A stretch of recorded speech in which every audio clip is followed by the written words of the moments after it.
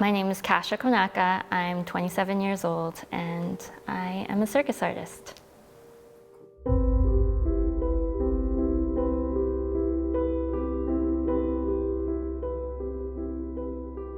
I started in gymnastics, but that was only because my older sister started, and so I just kind of watched her, I guess, and wanted to do it too. I had the flexibility, but not so much the strength. So I had quit gymnastics when I was 10 years old, and then I tried to get back to it as a teenager. I was probably 15 or 16 years old. By that point, I was too old for the gymnastics world, like what they would consider too old.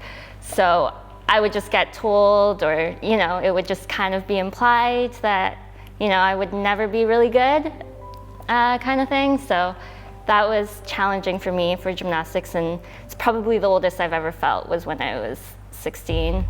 Circus was very freeing for me when I first discovered it because I could just make it my own and I didn't have to follow these strict rules.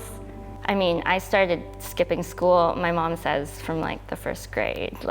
I didn't like that structure from a young age, I think. I don't have anything else. I was really depressed and I wasn't doing very well, and it was kind of what saved me, sort of. I literally ran away and joined the circus. It kind of just told me that I could actually do these things, and it wasn't too late and I wasn't too old. After I discovered circus, I was pretty hooked on it and I started training more intensely.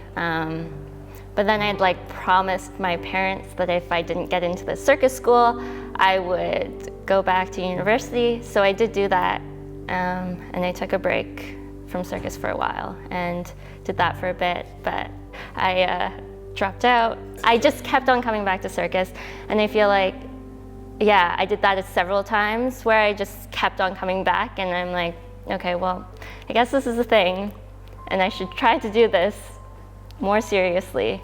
I actually do make a living off of circus for the most part, and so, I feel really lucky to be able to do that. But I also think that I'm not that good.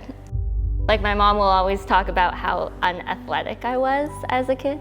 It would be nice if my mom could watch me perform and actually tell me that I was good.